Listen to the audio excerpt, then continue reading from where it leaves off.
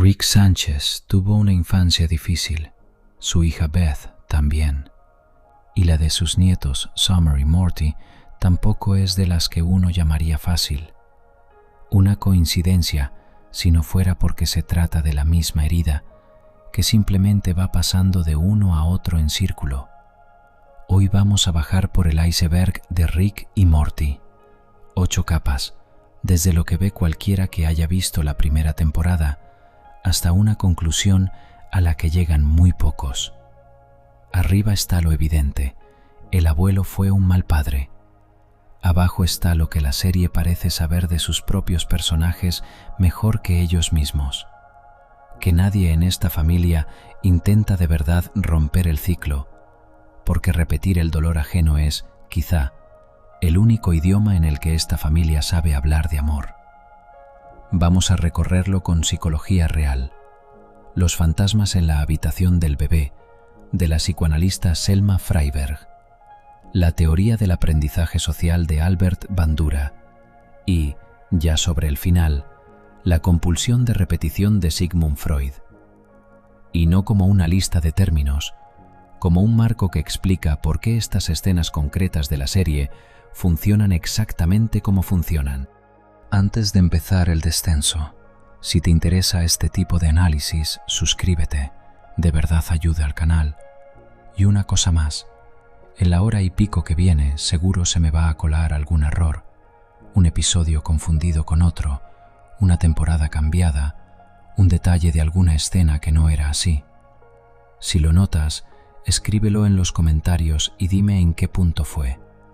Los leo todos, y de esto me da gusto hablar. Empecemos por lo más alto del iceberg, por eso que seguramente ya notaste por tu cuenta, solo que nunca lo dijiste en voz alta. Sección 1. El patrón que ve todo el mundo y la herida que no ve nadie.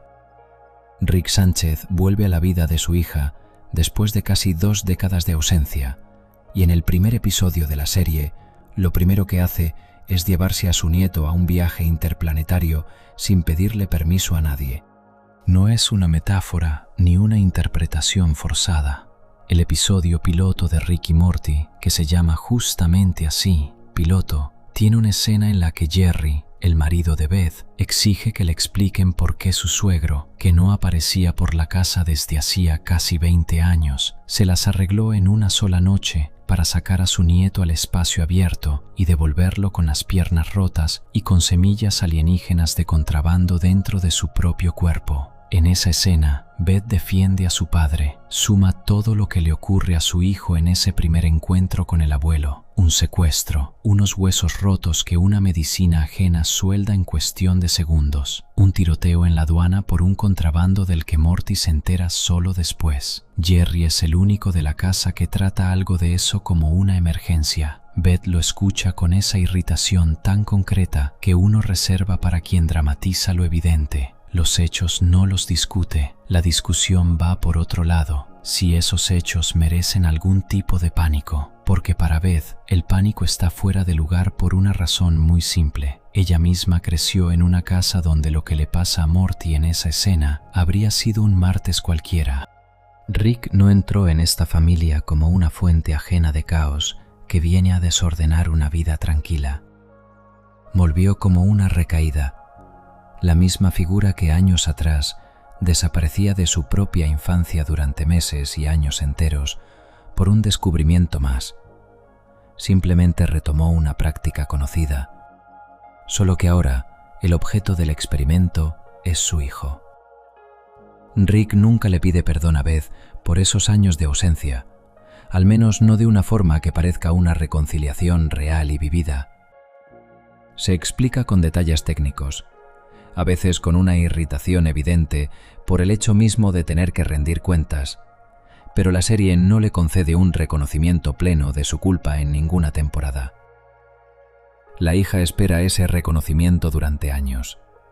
A cambio recibe un garaje, un laboratorio y la presencia constante de un hombre que otra vez no le pregunta demasiado su opinión antes de tomar decisiones que afectan a sus propios hijos.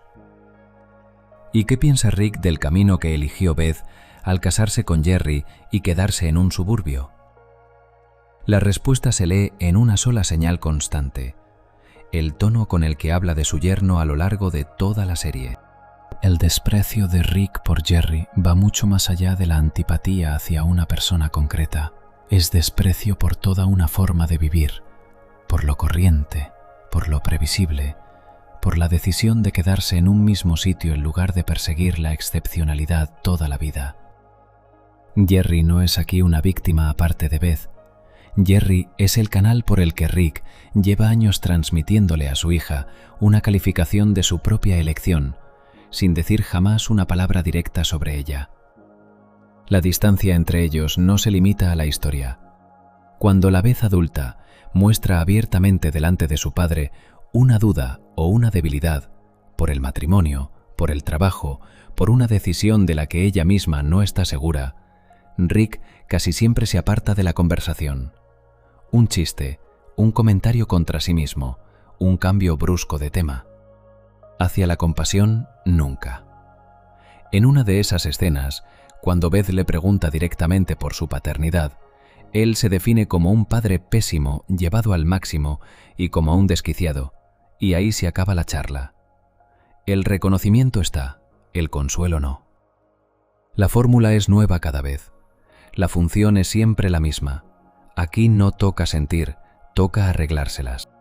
En el episodio ABC de Beth, la serie por fin le muestra al espectador la escena de la que creció toda esta dinámica, y es mucho más fría que el simple hecho de haberla dejado en casa. De niña, Beth mostraba inclinaciones inquietantes, casi sociopáticas. Le pedía a su padre armas de rayos y un aparato que obligara a los demás a quererla. Rick no se sentó a averiguar qué había detrás de esas peticiones. Construyó Fruityland, toda una dimensión de bolsillo convertida en juguete, donde Beth podía descargar cualquier impulso sobre criaturas inofensivas que se regeneraban, y dejaba ahí a su hija durante horas, a veces días, mientras él se ocupaba de sus asuntos. La desviación no se habló, quedó encapsulada. La decisión de construirle a su hija un universo aparte para descargar la agresividad y la decisión de no aparecer por casa durante años parecen, a primera vista, impulsos opuestos. Uno se ve implicado, el otro está ausente, pero para una niña que en lugar de una conversación recibió una atracción personal, la diferencia se borra. En los dos casos, el padre prefiere resolver el problema por la vía de la ingeniería con tal de no resolverlo en persona.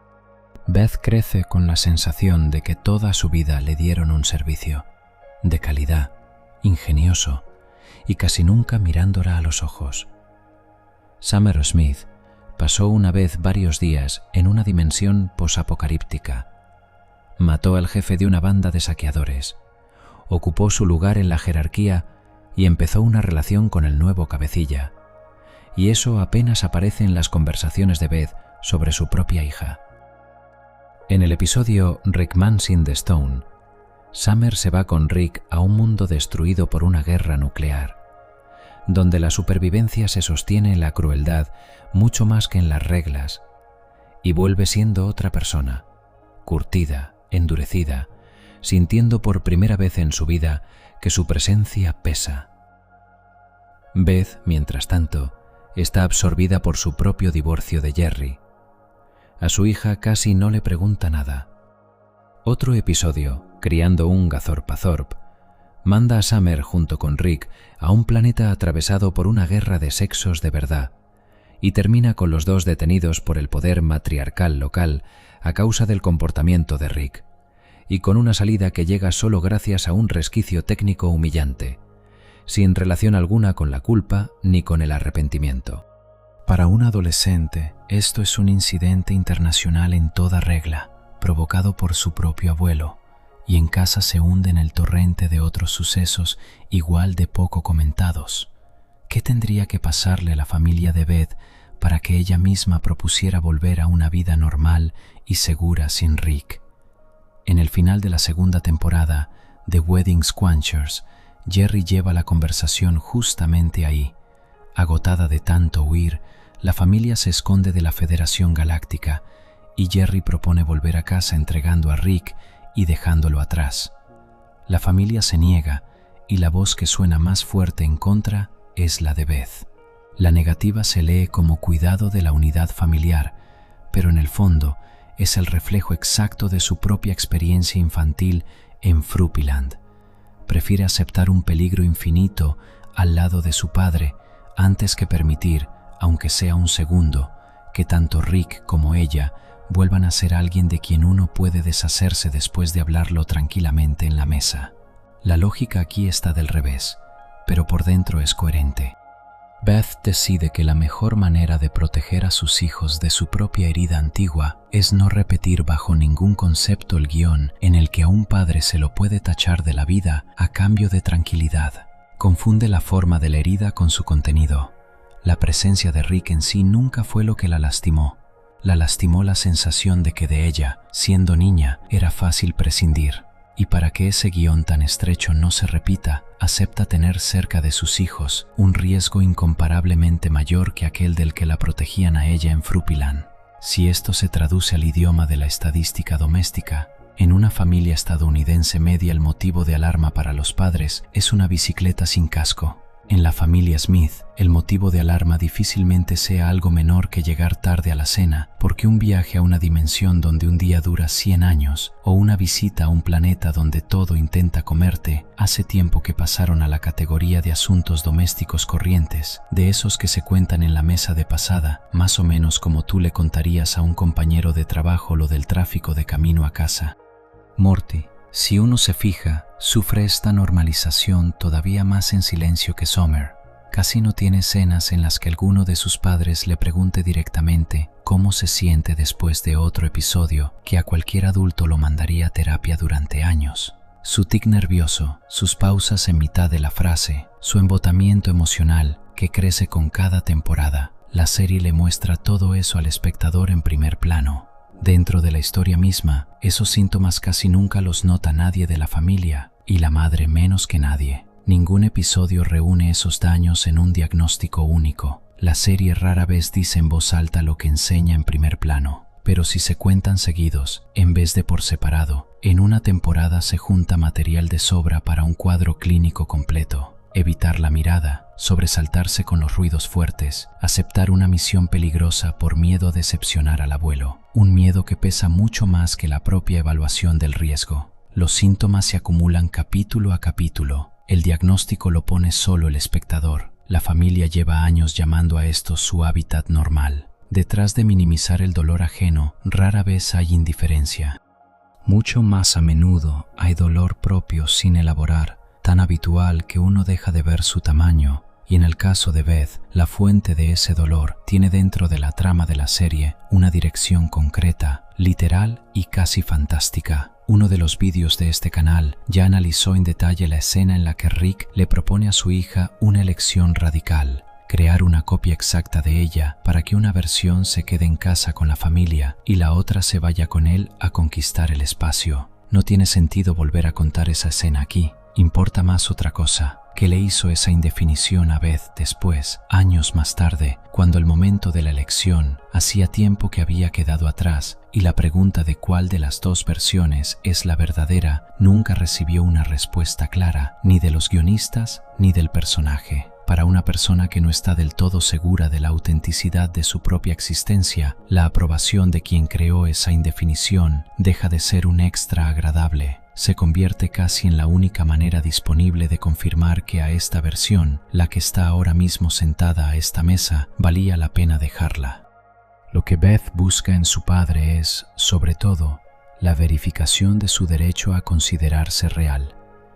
Esa necesidad explica también lo que a primera vista parece inexplicable: por qué una vida doméstica normal y en muchos sentidos afortunada, con Jerry y los niños, le resulta a Beth de forma regular un premio sospechosamente fácil, demasiado simple para estar de verdad merecido. Si el valor de una persona se midió toda la vida por su excepcionalidad, la felicidad familiar corriente por sí sola no cuenta como prueba de nada. Se parece demasiado a la vida de aquella versión de sí misma que, según sus propias sospechas inquietas, resultó ser la menos interesante y la menos necesaria para su padre de las dos posibles. La vida profesional de Beth es justamente el terreno donde esa verificación falla una y otra vez. Es cirujana veterinaria especializada en caballos. Podría haber sido cirujana de personas.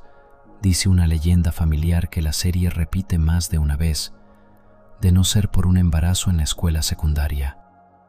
La leyenda se dice en casa con ligereza, casi como un chiste doméstico. A Beth le da cada vez justo en el punto más doloroso.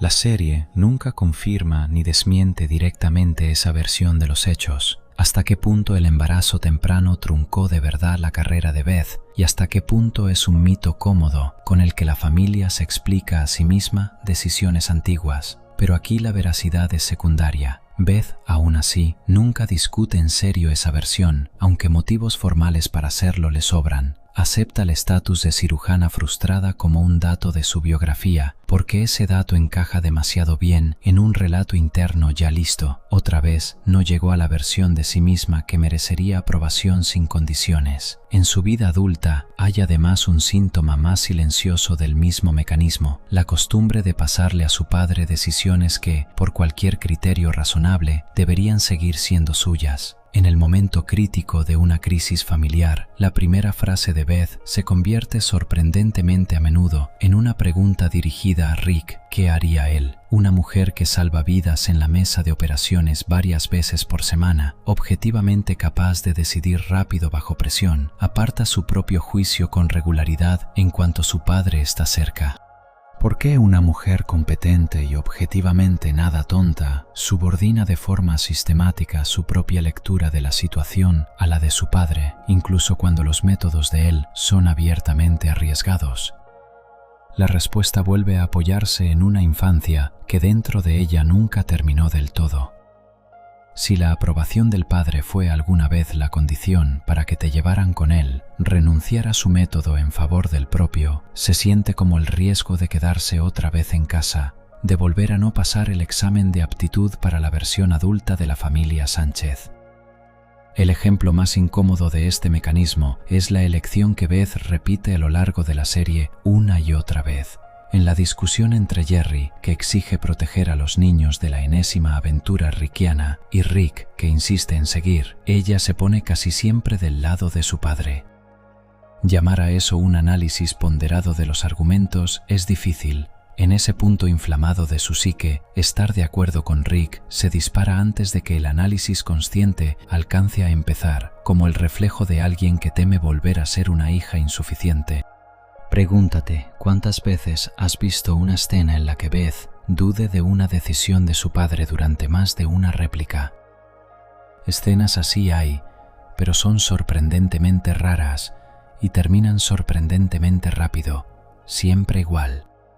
La duda, se dice, queda flotando unos segundos de tiempo en pantalla y después Beth acepta, sea porque Rick da un argumento técnicamente convincente, sea porque seguir discutiendo exige una firmeza emocional que en presencia de su padre casi nunca encuentra.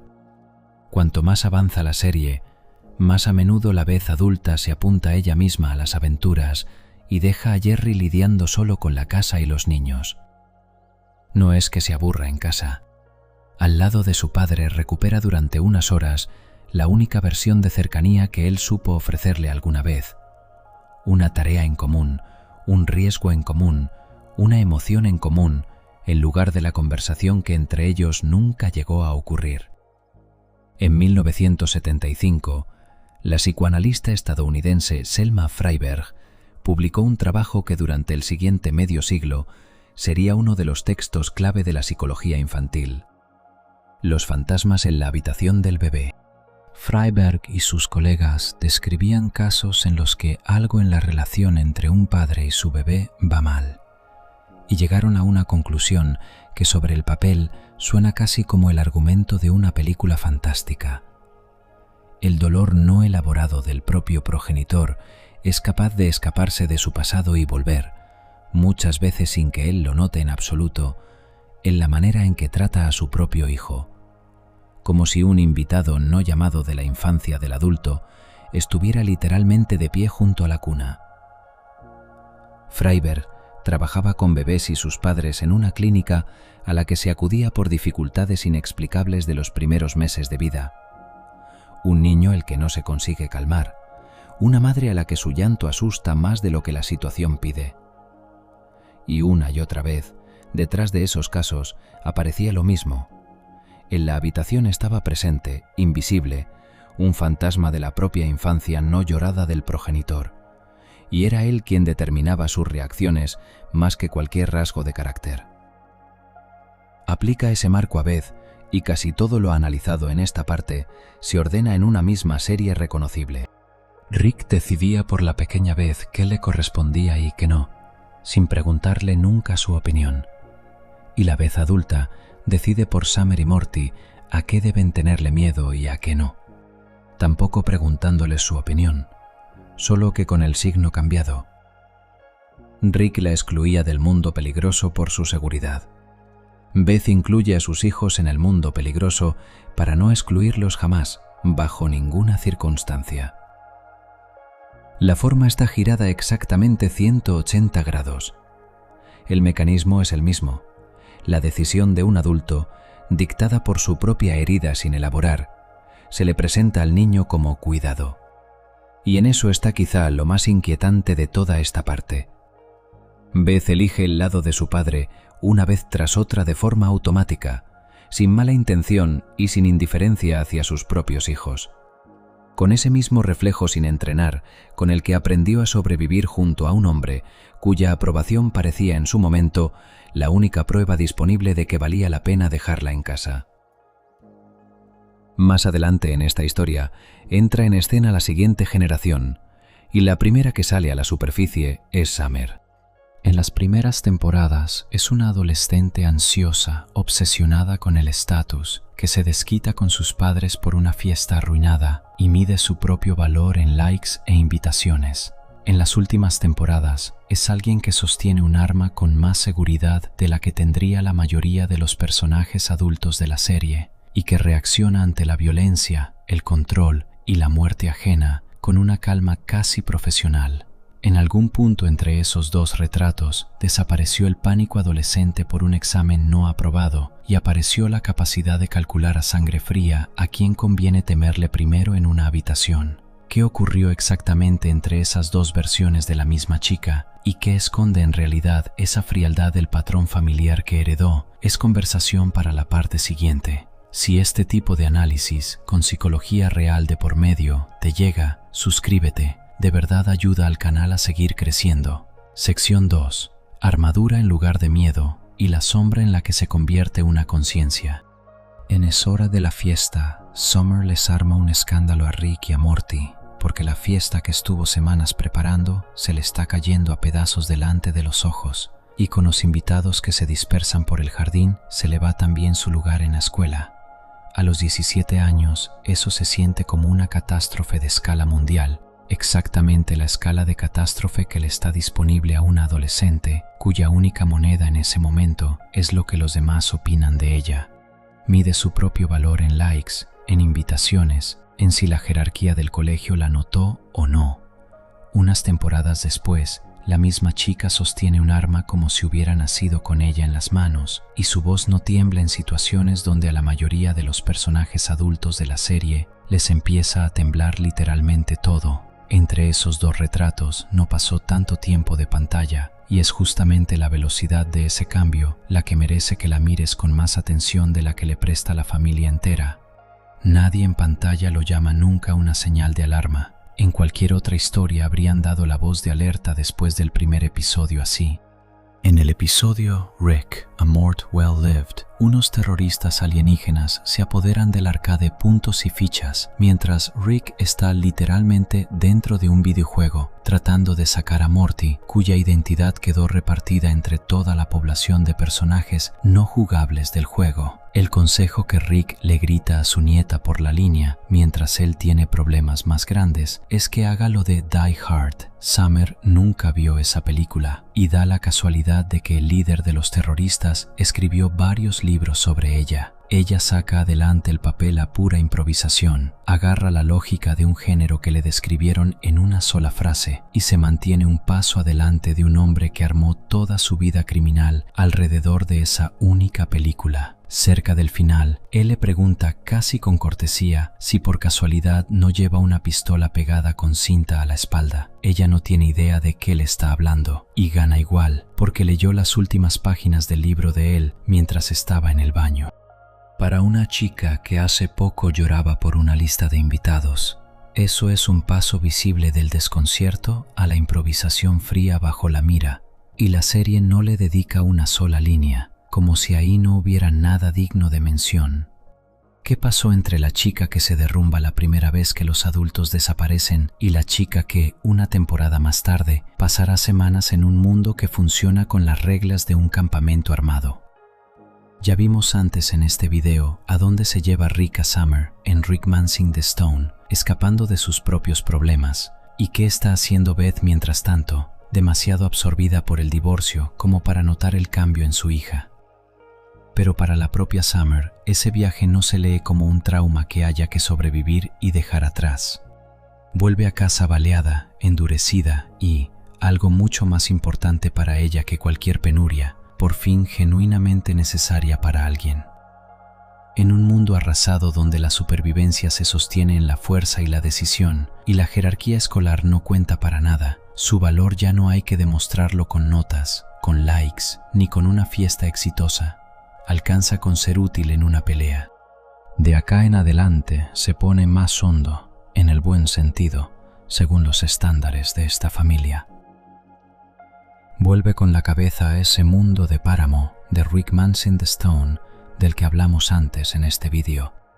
Pero esta vez, quédate un poco más en cómo vive Summer ese cambio desde adentro. Sobrevivir entre los saqueadores es lo de menos. Se junta con su nuevo jefe, Hemorragia, se arma con él algo parecido a una vida doméstica y encuentra en ese lugar violento y sin ley algo que el episodio muestra en serio como una extraña forma de calma. Cuando Rick por fin está listo para volver a casa, a su nieta, visiblemente, físicamente no le dan ganas de irse. Lo que decide la cuestión es un cambio en el mundo mismo. Rick usa sus inventos para convertir el páramo en un lugar mucho más cómodo y civilizado, y recién entonces, sin el viejo encanto de la supervivencia, Summer acepta volver a casa y encarar de nuevo el divorcio. Una familia normal en esa situación saldría a buscarle un terapeuta al adolescente y, ya que están, uno para ellos también. Esta familia, en el mejor de los casos, lo comenta en la cena, de pasada, con el mismo tono con el que uno cuenta cómo estuvo el día en la escuela. Para comparar, al padre promedio le preocupa en serio que su hijo ande en bicicleta sin casco. Acá cuesta que despierte alarma que la hija haya preferido la vida entre saqueadores a volver a casa y que se haya desenamorado de ella solo cuando desapareció la crueldad misma que la atraía ahí. Ni Rick ni Beth le enseñaron nunca en serio a poner en palabras lo que siente, por la sencilla razón de que ninguno de los dos sabe hacerlo. Los dos manejan el terror moviéndose. Rick se va al siguiente proyecto o a la siguiente botella. Beth se va al quirófano, donde el cuerpo ajeno siempre es más fácil de leer que los propios sentimientos. Summer heredó esa misma estrategia mucho antes de tener edad para elegir otra, porque en esta casa la capacidad de aguantar el golpe hace rato que cuenta como madurez y a nadie se le ocurre archivarla entre las señales de alarma. Rick reacciona a las noticias del pasado combativo de su nieta con una aprobación mal disimulada, más o menos con el tono con el que se comenta una buena nota en la materia importante. Beth nunca le pregunta a Summer en serio por lo que pasó, porque una conversación de verdad daría a entender que acá hay algo de qué preocuparse. El endurecimiento en esta familia se lee como un certificado de madurez, entregado antes de tiempo y sin firma de nadie. A ti, que miras desde afuera, esto te puede parecer una locura. A los Sánchez y a los Smith les parece casi motivo de un orgullo callado. En 1977, el psicólogo estadounidense Albert Bandura publicó su teoría del aprendizaje social, que resumía una década de experimentos, entre ellos el famoso experimento del muñeco bobo, donde los chicos que habían visto a un adulto maltratar un juguete repetían después esa agresión casi palabra por palabra, hasta en frases y gestos sueltos. La conclusión hoy suena casi obvia, y es justo lo que está por debajo de todo lo que les pasa a los chicos Smith.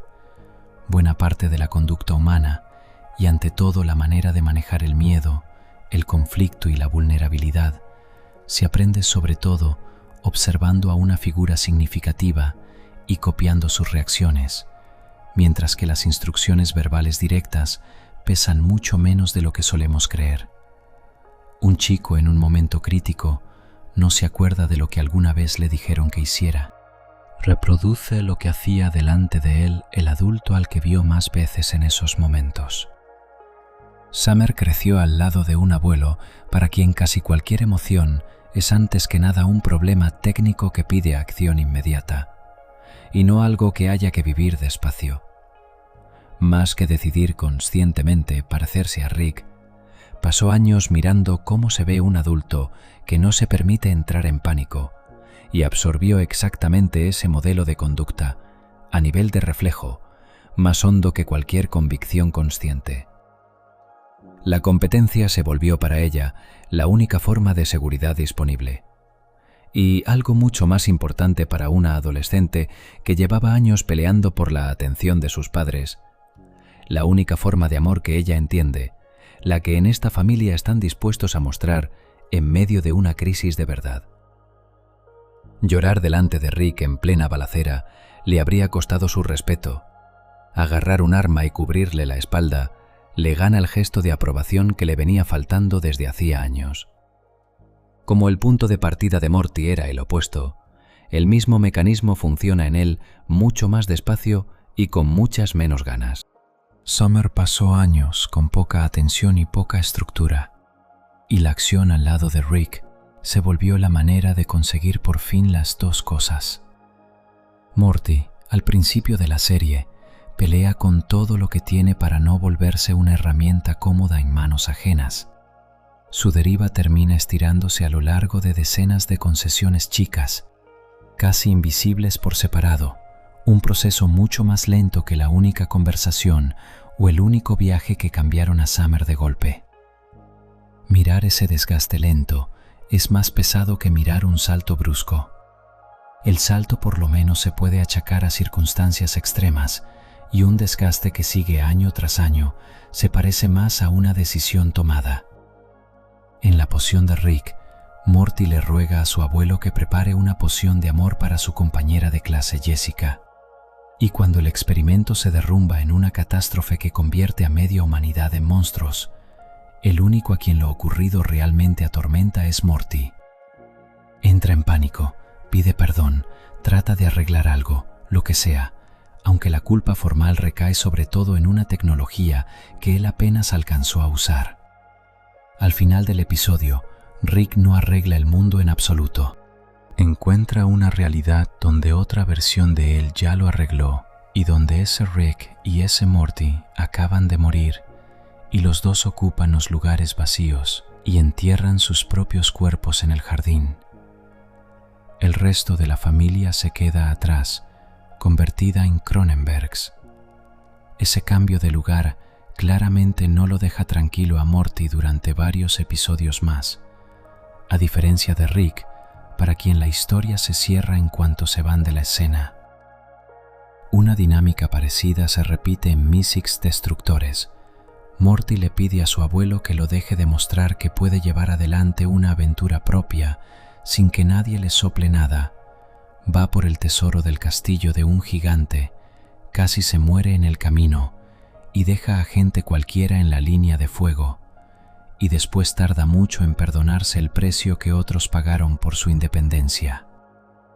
El Morty temprano se siente culpable literalmente por todo, por el dolor ajeno, por el daño accidental, por haber aceptado siquiera una aventura más.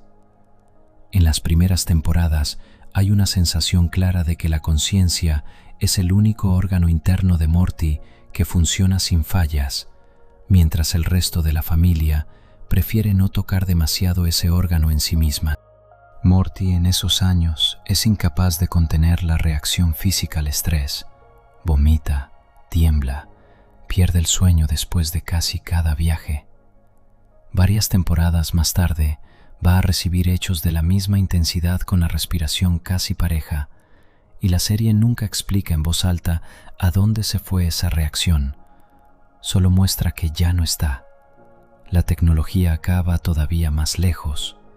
En el episodio Rest and Relaxation, un aparato literalmente le saca a Rick y a Morty todo lo tóxico, la vergüenza, la ansiedad, la culpa, la inseguridad, y deja parados al lado de ellos a unos dobles separados, materializados, hechos solo de esa toxicidad. La serie te deja ver cómo se ve un Morty liberado por completo de ese peso, más seguro, más cínico, mucho menos atento a los sentimientos ajenos, incluidos los de esa misma Jessica, a la que antes cortejaba con cuidado y ahora encara casi de frente, sin escuchar una negativa. La serie nunca llama mejorada a esa versión de Morty. La muestra como una advertencia sobre lo que le pasa a una persona si le sacas todo lo que la hacía dudar de sí misma antes de actuar. ¿A dónde lleva esa misma lógica sin un aparato especial que se pueda apagar en cualquier momento? La respuesta está en The Vat of Acid episode. Rick le da a Morty un dispositivo que permite guardar un momento y volver atrás cuando haga falta, como en un videojuego, y Morty bastante rápido empieza a tratar a la gente que tiene alrededor exactamente como los trata Rick cuando está seguro de que las consecuencias se pueden volver a jugar. Arriesga la seguridad ajena, reparte decisiones que golpean a personas reales, no recargables, porque en algún lugar del fondo ya decidió que si algo sale mal, simplemente va a rebobinar el día. Hacia el final del episodio, Rick, en un movimiento raro en él, obliga a Morty a quedarse con las consecuencias y a vivir con aquello en lo que se convirtió. Alguien que maneja a la gente de alrededor como material descartable, igual que su abuelo. El alumno por fin aprobó el examen de la materia del abuelo. Para Bandura, este es exactamente el mismo mecanismo que con Summer, solo que con otro objeto de observación. Summer le tomó a Rick una manera de apagar el miedo con acción inmediata. Morty le toma una lección mucho más incómoda, que a las otras personas, en un momento crítico, se las puede tratar como instrumentos si la situación lo pide, y que la culpa posterior se puede achacar cómodamente a un desperfecto técnico. El fantasma del que hablamos antes en este video, el que Rick instaló alguna vez en la infancia de Beth y que Beth después pasó adelante sin querer a través de sus propias decisiones como madre, a esta altura de la historia ya dominó una segunda ruta de transmisión.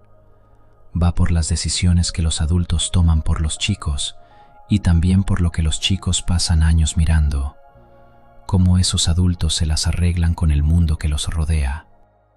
En el episodio Encuentros cercanos a lo Rick, al espectador le muestran a un Morty callado y servicial de la Ciudadela, con toda la pinta de ser un asistente cualquiera del Rick al que sirve, de esos que ahí se producen y se reemplazan de a miles, casi sin distinguir uno de otro.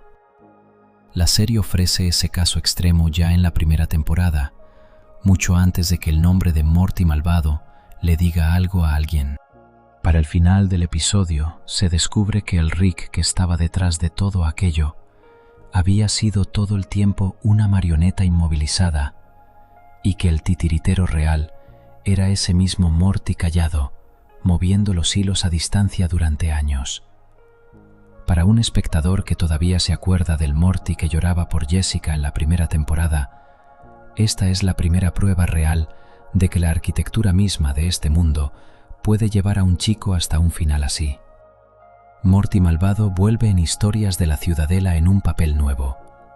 Ya no es un marginado, sino el propio candidato a presidente de la Ciudadela, que le esconde la cara verdadera a su equipo de campaña. El jefe de campaña que trabaja para él, un Morty común y sin sospechas, cree sinceramente que sirve a una causa decente. El discurso que gana la carrera no tiene una gota de sentimentalismo. Está armado sobre cálculo frío, sobre el tema de la división de clase entre Ricks y Mortys, y suena más convincente que cualquier retórica electoral que la serie se haya permitido en todas sus temporadas. En cuanto el discurso cala y la sala se da vuelta, Morty malvado despide al hombre que lo llevó hasta ahí. 2 frases y ninguna pausa. Ya lo sabe y justamente por eso lo echa. El jefe de campaña se entera después de la verdad, hace un intento desesperado de atentado y muere por eso.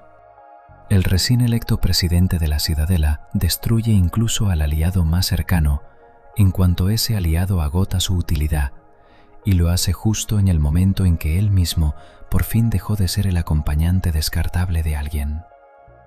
Si dejamos de lado que el camino final al poder incluye años de engaño y por lo menos un asesinato, la campaña electoral de Morty malvado está organizada bastante mejor que la mayoría de las campañas políticas reales de este lado de la pantalla. Un relato claro, una retórica que no falla nunca, el cálculo exacto del momento para cada movida. La ironía es que el único político de toda la mitología de la serie capaz de esa clase de disciplina es un chico al que el propio sistema producía para usar y tirar. Para el final de su propia línea argumental, Morty malvado consigue exactamente aquello hacia lo que venía caminando durante varias temporadas. Es calculador, está aislado y es tan peligroso como cualquier Rick del conjunto infinito de versiones que la serie mostró todos estos años. Conviene leerlo como la respuesta que la propia serie da a la pregunta de qué pasa si un Morty alguna vez recorre hasta el final la deriva heredada y se vuelve de verdad aquello que su abuelo fue todo el camino. Como un villano aparte que casualmente se parece al protagonista, se lo lee mal.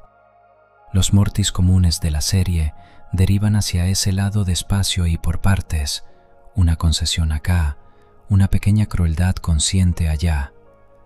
Este Morty recorrió el camino entero y no miró atrás ni una vez. La serie nunca hace de cuenta que por eso haya que tenerle lástima. Pon a estos 2 adolescentes uno al lado del otro y el patrón salta a la vista solo, sin preparación especial. Uno de ellos aprende a vencer el miedo antes de alcanzar a vivirlo del todo. El otro aprende que el dolor ajeno no alcanza como motivo para frenar y cambiar de idea. Los 2 lo absorbieron igual, pasando años mirando cómo se comporta Rick en plena crisis y cómo se comporta al lado de él, día tras día, una vez hace rato acostumbrada a sus métodos. Pregúntate a cuántos adolescentes reales les tocó alguna vez crecer al lado de un adulto, cuya calma en el peligro se ve tan convincente que dan ganas de copiarle hasta la postura. Summer y Morty crecieron en esa cercanía y el resultado se ve en pantalla con todas las letras, con solo poner el primer episodio contra cualquiera de los últimos. La serie nunca dice en voz alta la fórmula de que los chicos les tomaron a los adultos la estrategia de supervivencia. Simplemente la muestra funcionando una y otra vez y te deja a ti atar los cabos. Todo este rato estuvimos hablando de los chicos cuya sangre se supone por defecto armada para arreglárselas, de los Sánchez, los que en esta familia tienen la obligación de ser fuertes. Pero la herida de esta familia nunca se limitó a una sola rama genial del árbol genealógico. Simplemente estaba escondida a la sombra de los 2 adolescentes más visibles de la casa. Hay acá otro adulto al que nadie consideró nunca en serio para ese papel, porque durante demasiado tiempo lo aceptado fue simplemente reírse de él. Jerry Smith lleva décadas cumpliendo en esta casa la función de bolsa de boxeo familiar, callada, habitual, casi decorativa, y que su propia impotencia también le llegó de alguien por herencia,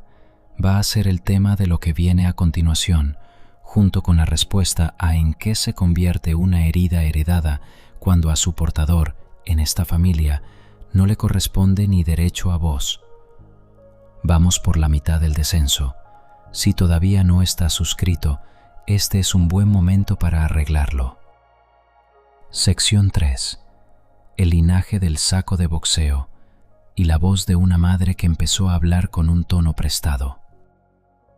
Jerry Smith hace mucho que se hizo a la idea de que en esta casa lo toleran bastante más seguido de lo que lo quieren sin condiciones. Reírse de él se volvió un ritual tan común que ya nadie nota que está ocurriendo. Antes en este video quedó en pantalla como una figura casi decorativa, un saco de boxeo, inofensivo y reemplazable. Si uno mira de cerca, esa indefensión resulta estar construida exactamente igual que la dureza de Summer o la aritmética fría de Morty. Es una estrategia de supervivencia aprendida mucho antes de que conociera a un Sánchez, y el carácter no tiene casi nada que ver. Jerry busca la aprobación ajena con una insistencia que se parece mucho más a un reflejo que a una decisión. Más que perder una discusión, la entrega por adelantado antes de que el otro termine de armar su primer argumento. Y lo incómodo del asunto es con qué frecuencia Jerry tiene razón justo en aquello en lo que cede. Él mide el peligro real para los niños con más precisión que casi cualquiera en esta familia, y pierde esa discusión casi siempre contra un hombre que subestima ese peligro con mucha más seguridad en la voz. Si alguna vez abandonaste una posición en la que tenías razón solo porque la otra persona hablaba más fuerte y más firme, vas a reconocer esa cara de Jerry en el primer segundo. La escena de la cocina del episodio piloto, que desarmamos al principio de este análisis, marca el tono de toda la serie. Jerry enumera hechos, nadie discute los hechos, y Jerry pierde la discusión igual, porque en esta casa el tono de convicción resuelve más que el contenido del argumento. En Morty escapa en la noche la misma dinámica llega a un punto casi burlón. Antes de un encargo que resulta ser la venta de un arma de antimateria a un asesino a sueldo, Rick deja a Jerry en un lugar que la serie nombra en voz alta, el Jerry Borí.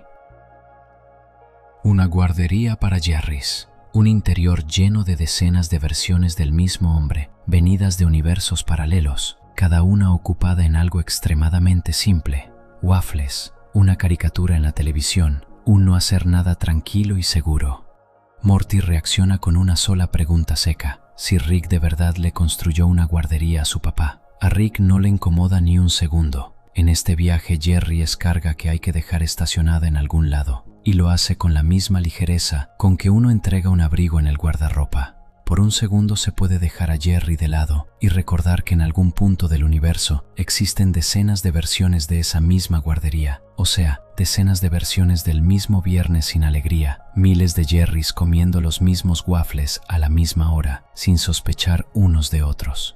Puede que sea la metáfora más exacta del lugar que ocupa en esta familia que la serie le haya ofrecido nunca al espectador, y no gasta en ella ni una línea de más.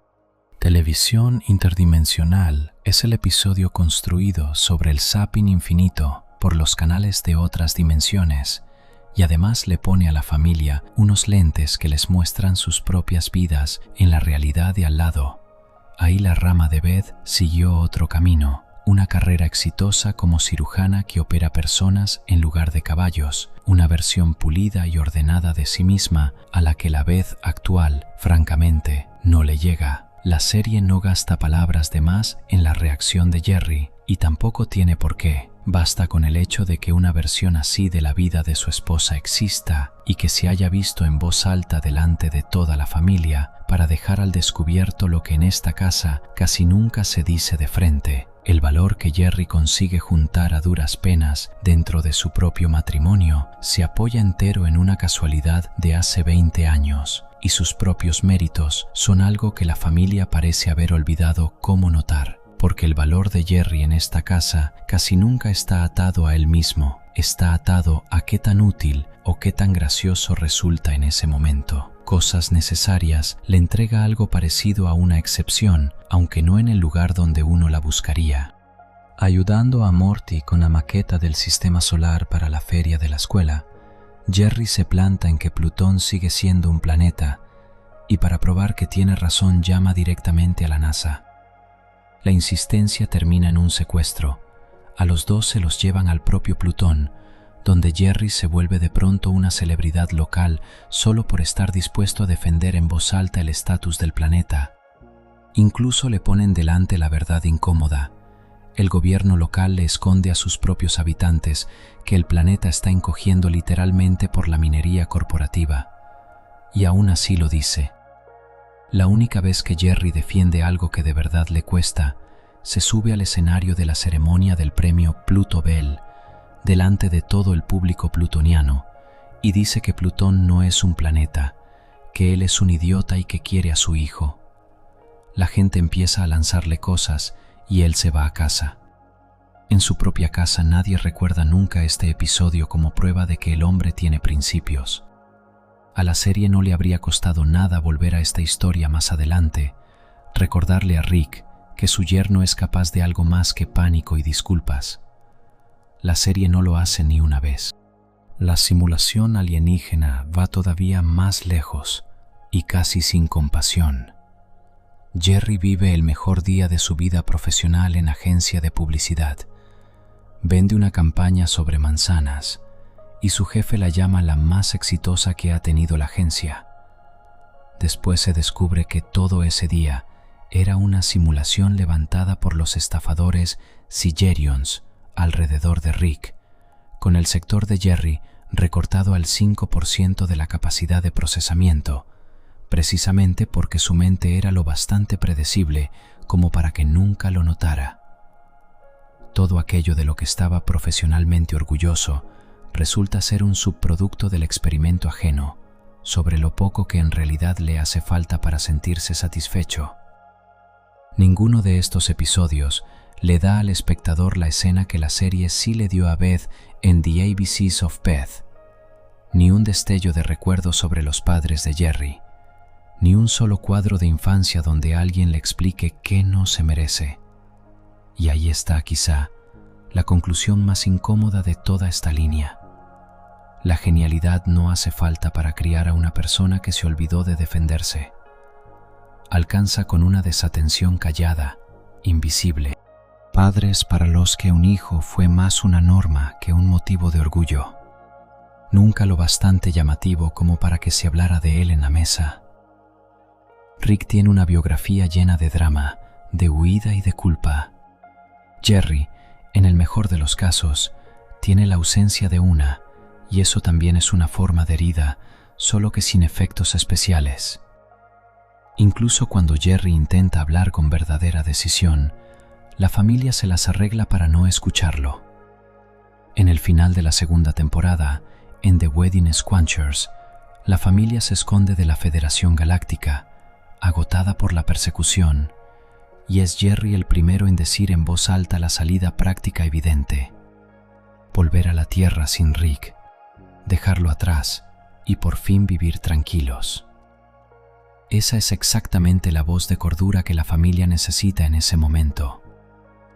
La familia se niega casi sin pensarlo, y la opción sale de la mesa por una razón que nada tiene que ver con la debilidad de los argumentos de Jerry. Rick, sin preguntarle a nadie, se ofrece a entregarse él primero a la Federación. Jerry alcanza a ser el hombre con un plan justo hasta que Rick cancela la necesidad misma del plan con una decisión propia. ¿Qué quería conseguir Jerry en realidad con esa propuesta? La serie no lo dice de frente, pero armarlo desde el contexto no es difícil. Quería, aunque fuera una vez, ser él quien determina cómo terminan las cosas en esta casa, un papel que nunca antes le dejaron probarse. Su voz está en esa sala literalmente unos segundos. Después la decisión, o más bien la cancelación de la necesidad de decidir, vuelve a ser de otro, y ya nadie en la familia pregunta qué sintió el hombre cuya propuesta habría sido una respuesta razonable a la crisis si alguna vez le hubieran dejado resolver una crisis a él. Después del divorcio, ya solo, Jerry florece de manera inesperada. Reconocer esta versión suya desde afuera no cuesta nada. Seguro conociste a alguien que floreció exactamente igual, apenas se fue a vivir lejos de la gente acostumbrada a subestimarlo. A lo largo de la tercera temporada, consigue su propio apartamento y empieza a salir con otras personas, entre ellas una princesa alienígena en The ABCs of Beth. Y hace todo eso con una seguridad visiblemente mayor que la que tuvo nunca dentro del matrimonio. Para el final de la temporada, en The Rick, Judy and Morty Date, la familia vuelve a juntarse y Jerry regresa a casa como un marido bastante más entero que el que se fue de esta casa un año antes. La serie no se toma la molestia de explicar qué parte de ese crecimiento vio y valoró la propia Beth, si es que vio alguna. La reconciliación ocurre y la pregunta de qué la causó se queda fuera de cuadro. El progreso se sostiene exactamente hasta que Jerry vuelve a vivir bajo el mismo techo que Rick. Ya en la cuarta temporada es otra vez el de siempre. Una voz que interrumpen a mitad de frase, una opinión que se escucha por cortesía y se olvida enseguida. Basta con estar cerca de una fuente de autoridad más ruidosa para que toda la autonomía acumulada en un año de vida aparte se derrumbe de vuelta a su forma vieja en unas pocas semanas de tiempo en pantalla. Jerry es capaz de crecer, en principio, y una temporada solo lo demostró. La pregunta es, ¿cuánto depende ese crecimiento de una condición simple? La distancia física de la casa que le enseñó a callarse. Vuelve a ver cualquier escena grupal en la casa de los Smith a partir de la cuarta temporada y vas a notar el mismo patrón en el armado del plano. Jerry queda casi siempre o en el borde de la composición o directamente fuera de la conversación que en ese momento decide el destino de toda la familia. La cámara no tiene que señalárselo a nadie. La disposición de los cuerpos en el plano lo hace sola. Pregúntate a cuántos adultos conoces cuya seguridad en sí mismos se prende y se apaga estrictamente según quien esté sentado con ellos en la misma habitación. Jerry es el caso extremo, llevado a la caricatura de la autoestima situacional. La tiene, solo que siempre la administra otro. Si Jerry demuestra que una herida se puede heredar sin una sola gota de genialidad, esto no termina aquí. Ahora entra Beth, y lo que ella hace es bastante más incómodo para el espectador que todo lo dicho sobre Jerry. Porque hasta ahora, en este análisis, Beth había sido sobre todo la portadora de una herida ajena, una persona que de niña recibió cierto modelo de conducta y lo aplica a sus propios hijos sin darse mucha cuenta. Pepinillo Rick le da vuelta a ese cuadro. Nadie en esta casa pide la sesión con la terapeuta familiar, la doctora Wong. La ordena la escuela, de manera temporal, después de que Summer inhala esmalte en clase y Morty se orina en el pupitre. Jerry ni siquiera está en la sala. A esta altura de la serie el matrimonio ya se terminó, y Summer lo dice en voz alta, que es una terapia familiar bastante rara si al papá no lo invitaron y el abuelo no vino. La respuesta de Rick es convertirse en un pepinillo con tal de no ir a la sesión, y durante los siguientes 20 y tantos minutos de pantalla, la serie muestra con evidente placer cómo Pepinillo Rick se abre camino a mordidas por una alcantarilla llena de ratas y mercenarios, en lugar de simplemente llegar puntual a la cita. Al final del episodio sí llega al consultorio de la doctora Wong, cubierto de sangre ajena y de restos de rata. Beth en ese momento está abiertamente admirada. Mira de lo que es capaz su padre cuando de verdad no quiere hacer algo. Para cuando salen del consultorio, ya nadie se acuerda de para qué era la sesión. Beth misma lo dice en voz alta, que no era para eso, y enseguida lo deja pasar. La sesión con la doctora Wong ocurre con toda la familia reunida. Summer y Morty están sentados en la misma habitación y escuchan cada línea. Es un detalle importante, fácil de perder detrás de lo cómico que resulta todo alrededor del abuelo encurtido. La conversación pasa abiertamente, delante de testigos que justo en esos años están decidiendo en qué modelo de conducta conviene confiar. El diagnóstico de la doctora Wong es sobre la familia entera y no solamente sobre el hombre que tiene enfrente. Todos en esta familia, dice ella, Rick incluido, usan la inteligencia para justificar la enfermedad. Beth escucha en silencio, con los brazos cruzados, y en la cara se le nota que entiende el diagnóstico mejor de lo que está dispuesta a admitir en voz alta. La doctora Wong es aquí el único personaje adulto de toda la mitología de la serie, cuya función profesional consiste literalmente en llamar a las cosas por su nombre, y la serie no le arruina ese papel. El destinatario principal de su diagnóstico es el propio Rick. Le dice de frente que alterna entre ver su propia mente como una fuerza imparable y como una maldición sin salida, y que la única idea a la que no consigue acercarse es que esa mente está bajo su control. Le dice también que reparar, mantener y limpiar no tiene nada de aventura, es trabajo, y hay gente a la que le parece bien ir a trabajar y gente que preferiría morirse. Y el diagnóstico no se detiene en Rick. La frase es todos en tu familia, y dos de las personas que abarca están sentadas en esa sala, aprendiendo. Beth no discute el diagnóstico en serio, le dice monologuista a la terapeuta, le da la razón a Rick en que los terapeutas son una especie rara y sale del consultorio a beber con él, exactamente como lo haría una versión de Rick en falda, dejando a los niños en casa de camino al bar.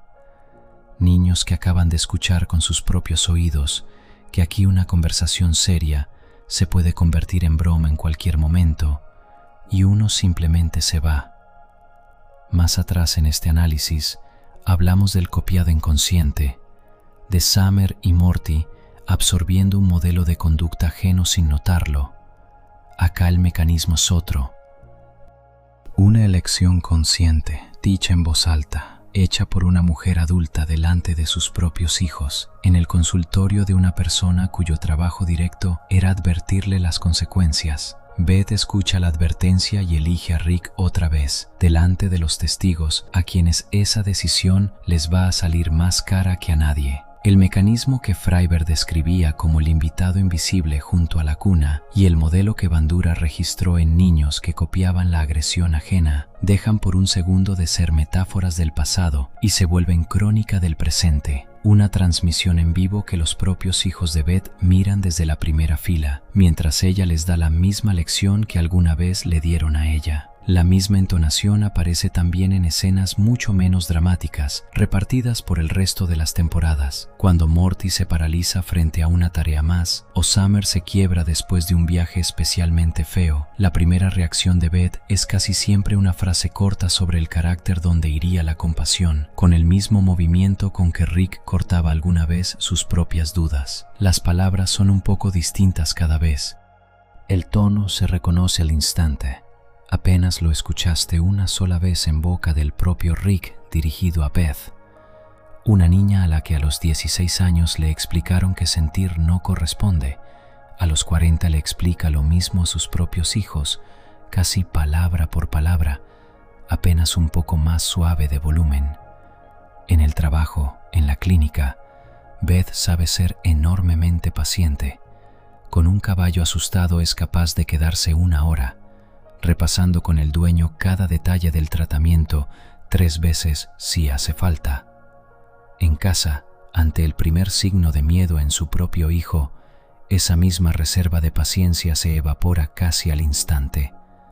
El temple profesional lo tiene, simplemente se lo entrega a los extraños mucho más fácil que a los suyos. Pregúntate a cuántos padres reales les tocó recibir de un especialista una advertencia directa e inequívoca de que están lastimando a sus hijos con un modelo de conducta ajeno, y después elegir en voz alta, delante de esos mismos hijos, ignorarla. Beth recibe una advertencia así una sola vez en toda la serie. La usa como excusa para salir del consultorio más rápido. Todo este tramo fue sobre 2 ramas del mismo árbol, y ninguna de las 2 está marcada por la genialidad. Jerry heredó la herida a través del silencio, cediendo el lugar una y otra vez a la persona de voz más fuerte, hasta que el silencio se volvió lo único que sabe ofrecer frente a un conflicto. Beth la heredó de otra manera, por transmisión directa, con su propia frase, con una lección tomada en una habitación donde una experta acababa de decir en voz alta cuánto costaba esa lección. La rama genial del linaje, de la que hablamos al principio de este video, resulta ser apenas la más ruidosa de varios portadores de una misma herida, y si uno da un paso más atrás y se aleja de las escenas sueltas, aparece una pregunta más incómoda que todo lo desarmado aquí por separado. ¿Y si ni Jerry, ni Beth, ni Rick están intentando siquiera dejar de hacerlo? Porque para esta familia repetir el dolor ajeno dejó hace mucho de ser una falla y se volvió el único idioma en el que saben quererse. No un castigo ni una maldición que algún día se pueda levantar, sino el idioma en el que en esta casa se acostumbraron a hablar del cariño, porque otro idioma aquí nunca lo aprendió nadie. Lo que viene ahora es la capa más pesada de este iceberg. Si el análisis te está sosteniendo la atención, suscríbete, de verdad ayuda al canal. Sección 4. Ternura bajo fuego y un diagnóstico que no cura a nadie. Si la repetición es el único idioma en el que esta familia sabe hablar de apego, entonces vale la pena preguntarse en qué momento se enciende ese idioma. La respuesta incómoda al revisarla: casi nunca en la mesa de la cena, casi nunca en el auto camino a la escuela, casi nunca en los 20 minutos tranquilos antes de dormir. A lo largo de casi 100 episodios, la serie rarísima vez muestra a los Smith cercanos entre sí en condiciones donde nada los amenaza. La ternura de verdad se les enciende casi exclusivamente ahí donde ya hay algo cerca que arde, que dispara o que los persigue de atrás. Sigue esto por varias temporadas seguidas y el patrón deja de parecer casualidad. Mientras más tranquila es la escena, más atropellada y más formal se vuelve en ella cualquier emoción entre los miembros de la familia, y mientras más alto está lo que se juega, más libremente esa misma emoción de pronto se dice en voz alta. End close. Rick counters of the Rick kind. Rick y Morty se abren paso entre una multitud de versiones hostiles de Rick, cada una de las cuales considera que este Morty en concreto no es suficientemente bueno para su abuelo. Y en plena persecución, cuando Morty intenta hablar en serio con Rick sobre si le importa o no, Rick esquiva la respuesta directa con la broma de siempre y concede que el Rick más Rick de todos tendría que tener al Morty más Morty de todos. Incluso aquí, en medio de una cacería mortal ajena, la seriedad se apaga con una risa antes de alcanzar a sonar completa. Y aún así, en algún lugar de este mismo episodio, asoma también el sentimiento verdadero. Rick, amarrado a una silla y obligado a mirar sus propios recuerdos del nieto, llora de verdad. Solo que al espectador, esa emoción se le muestra a escondidas, en cautiverio y negada en el mismo aliento, y no dirigida a Morty de frente. La confesión ocurre solo a la carrera, solo a medias en broma, y ni una sola vez en una habitación tranquila. Morty, claro, no olvida esa escena. Ningún adolescente olvidaría el momento en que un adulto le dio a entender por primera vez, aunque fuera en broma, que le importa. El problema es lo que aprende en ese momento, además de las palabras. Que la confianza del abuelo se abre solo bajo la pistola de un tercero, y aún así a medias en broma. Que la reciprocidad se entrega exclusivamente en la crisis y nunca se sostiene como el fondo constante sobre el cual la crisis ocurre de vez en cuando. Para las temporadas tardías, Morty ya se mete solo en el riesgo, sin esperar a que se lo pidan, porque arriesgarse resultó ser el único método que conoce para volver a conseguir algo parecido a esa emoción. Pregúntate a cuánta gente conoces capaz de decirle algo verdadero a un ser querido solo en la puerta de un hospital o un segundo antes del choque. En la vida normal, esa dinámica suele tomarse como un síntoma preocupante de la relación, de esos que se llevan a terapia. Los Smith son el caso extremo de ese mismo patrón, llevado a una escala fantástica en una escenografía bastante más rara que el consultorio de un psicoterapeuta. Los parásitos de Total Recall se reproducen implantándole a la familia recuerdos falsos, y todos los recuerdos implantados, sin una sola excepción, son cálidos. La playa, una fiesta, un primo encantador que en realidad nunca existió. Cuando Summer, Morty, Beth y Rick por fin entienden que la casa está llena de parásitos y no de invitados, inventan la única prueba de autenticidad que funciona. Hay que recordar algo malo de la persona, Un recuerdo bonito el parásito lo falsifica sin el menor esfuerzo. Uno doloroso no puede. El único personaje del episodio que le despierta al espectador una sospecha firme por su solo nombre ridículo, el señor Pantalones de Popó, resulta al final ser el único ser realmente cercano a esta familia en esa sala, mientras que las caras más encantadoras y más cariñosas de alrededor son la falsificación y hay que fusilarlas a quemarropa. En una sola mecánica de trama, la serie formula todo lo que este análisis lleva varias partes intentando demostrar. Aquí el dolor sirve de moneda con la que se mide si un vínculo es auténtico. La alegría no se somete a prueba, porque en esta casa nadie confía de verdad en la alegría. Porque si la única prueba disponible de cercanía real es la disposición a sobrevivir juntos algo espantoso, entonces los hijos de esta casa aprenden una lección simple mucho antes de poder formularla con palabras. El amor sin peligro no cuenta. Summer y Morty nunca dieron ese examen a conciencia. Simplemente pasaron años observando que el cariño en esta casa aparece justo en las escenas donde alguien está por morir, y casi nunca en aquellas donde apenas cenan juntos en silencio. Es una hipótesis de trabajo, y los dos, ya crecidos, la ponen a prueba en la práctica cada uno por su lado. Summer se ofrece ella misma para las salidas más riesgosas del abuelo, ahí donde antes se quedaba en casa, y Morty duda cada vez menos ante cosas que hasta hace poco le parecían impensables. Ninguno de los dos lo plantea como una estrategia de acercamiento. Los dos se comportan exactamente como se comportaría un animal acostumbrado a que la comida solo llega después de determinada señal. En esta casa esa señal es, desde hace mucho y con toda confiabilidad, la probabilidad de morir. En Edge of Tomorrow, Rick Die Repeat, Rick y Morty van detrás de los cristales de la muerte, que muestran las formas posibles en que la vida de uno podría terminar según lo que haga a continuación.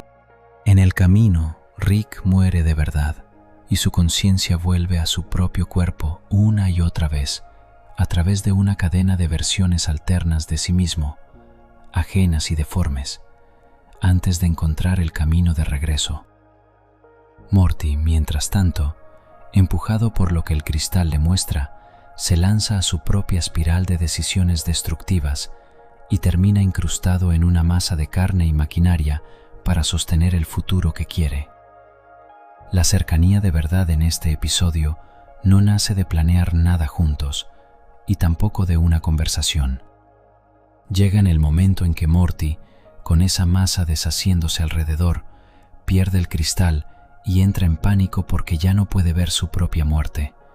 Y Rick, sosteniéndolo, le dice bajito que va a estar bien, que a uno no le toca saber cómo va a morir, en lugar del regaño de siempre por el desastre.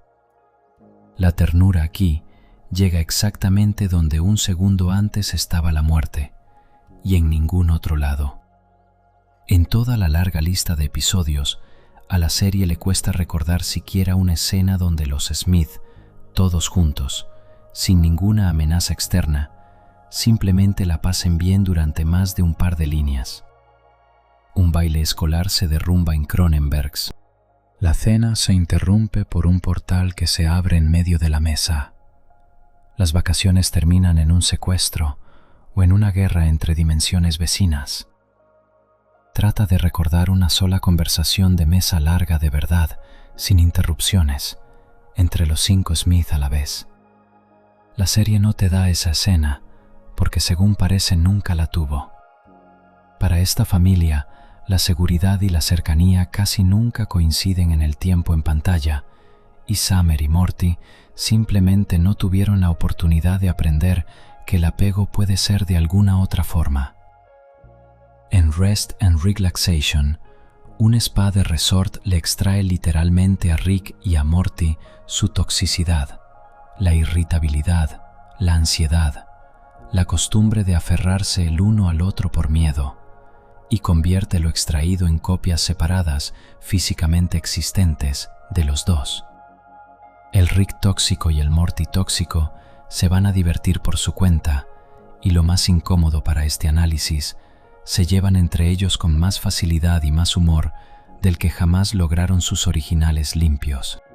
Los Rick y Morty, desintoxicados, en cambio, se quedan solos en la habitación del hotel sin una gota de veneno en el cuerpo, y ahí tienen una conversación cálida. Hablan de música y Rick dice en voz alta, sin ninguna broma encima, que está orgulloso de ser el abuelo de Morty, y Morty le responde que lo quiere, y en menos de un día todo se cae. Por un motivo distinto, Morty, sin su inseguridad, se vuelve insoportable, y a Rick, sin su ego, no le queda nada que Morty necesite. La serie aquí muestra, sin ninguna metáfora, lo siguiente: quítale a esta relación la toxicidad, la ansiedad, el aferrarse por miedo, las burlas mutuas al borde de la ofensa, y de la relación queda una tarde agradable y casi nada más. Eso que varias partes de este análisis vienen llamando trauma, es el material del que está hecha su cercanía. Para el final del episodio, las copias tóxicas ya son peligrosas para algo más que para sí mismas, y Rick tiene que rearmar literalmente a su nieto y a sí mismo, devolviéndoles el veneno a los cuerpos limpios, porque por separado, ninguno de los cuatro puede seguir funcionando.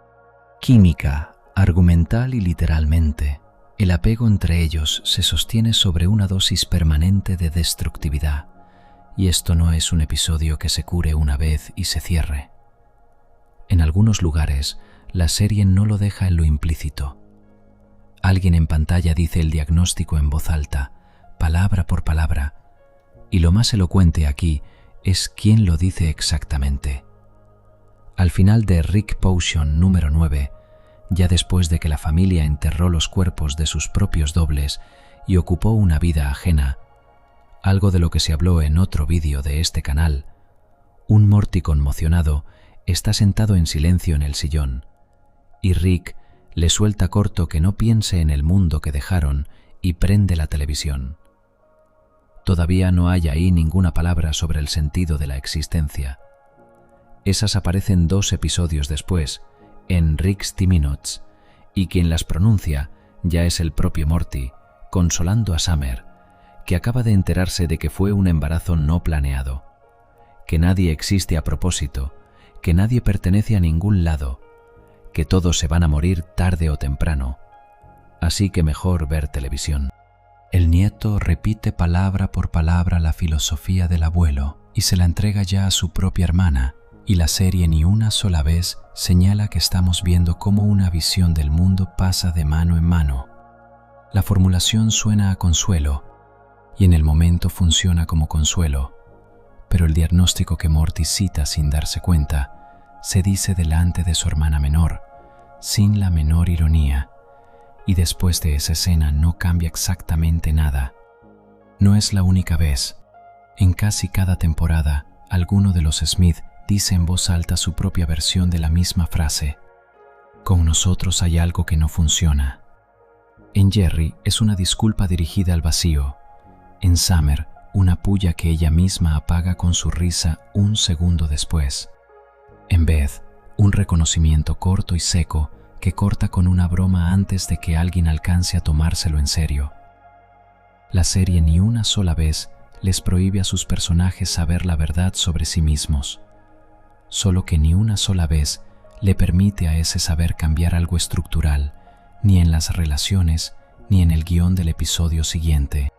La serie hace como si corriera un experimento con sus propios personajes. ¿Qué le pasa a un diagnóstico dicho en voz alta si nadie en la habitación tiene una sola razón para actuar distinto? La respuesta sale poco alentadora para cualquier modelo terapéutico. El saber sobre la propia toxicidad se puede cargar encima durante años como un dato cualquiera, sin cambiar nada en la conducta. Si la alternativa a esa conducta da todavía más miedo que la toxicidad misma, porque hasta las reconciliaciones más honestas y más sufridas de esta familia no sobreviven el corte del episodio siguiente. El final de la tercera temporada de Rick Morty Date termina en un reencuentro real y cálido. Beth y Jerry vuelven a estar juntos. Rick pierde la palanca con la que manejaba esta casa y queda sentado a la mesa como la persona menos importante de ella, y parece que algo en este hogar por fin se movió.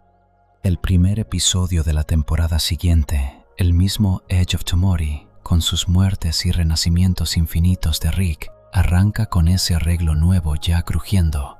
Rick le pide permiso a Morty, con la voz más cortés que tiene, para ir con él por los cristales, y Beth se asegura de que a su hijo de verdad le parezcan bien las aventuras. La cortesía dura unos minutos de tiempo en pantalla. Para el final de ese mismo episodio, los dos están de vuelta allá afuera, prometiéndose 100 años más de lo mismo.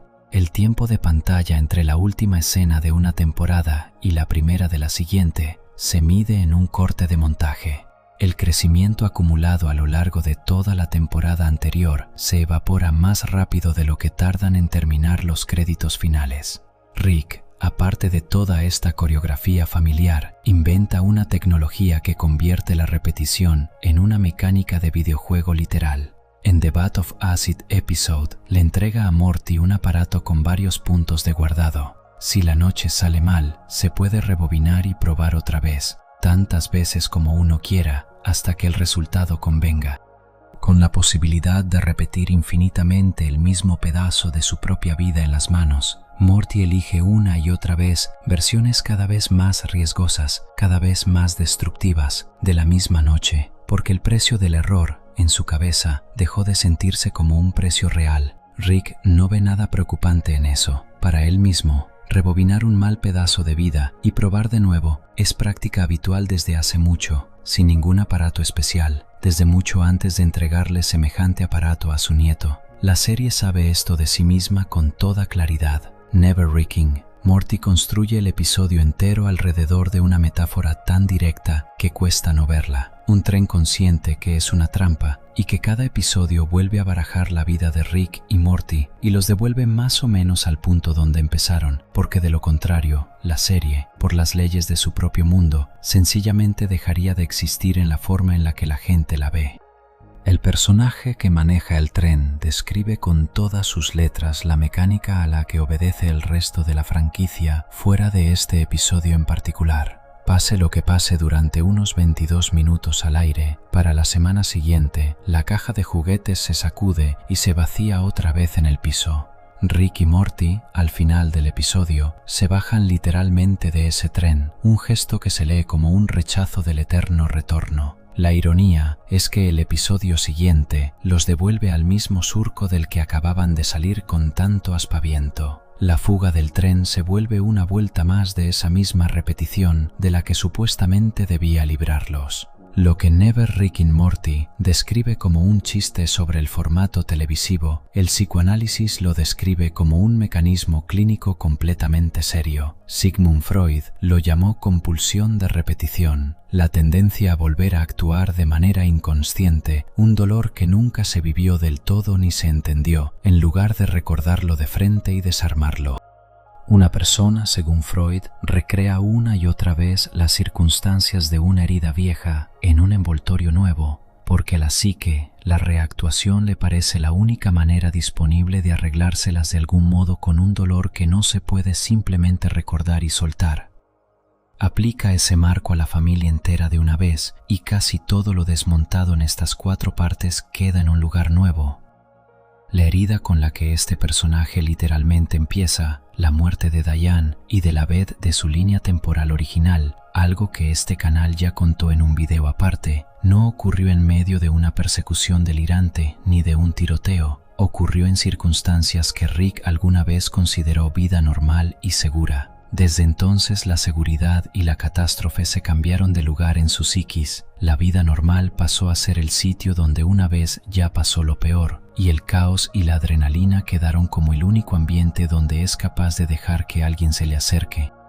En Beth, la misma compulsión de repetición toma la forma que se desarmó antes en este video.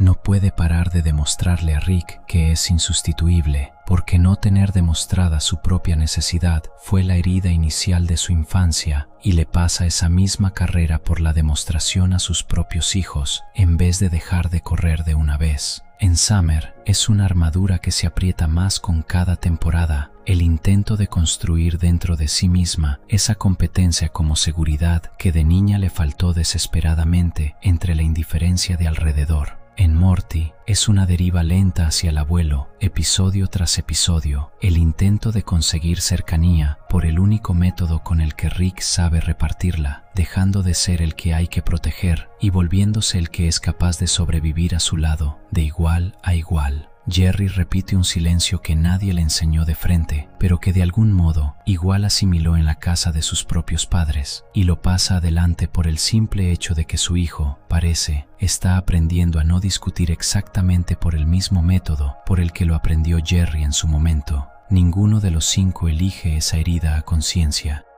Cada uno simplemente descubre, ya de grande, que la tiene metida tan adentro que hace mucho se fundió con lo que él mismo llama su carácter y la pasa adelante porque no conoce otra manera de estar cerca de alguien querido. La terapia de grupo no suele hacerse a sí misma semejante diagnóstico.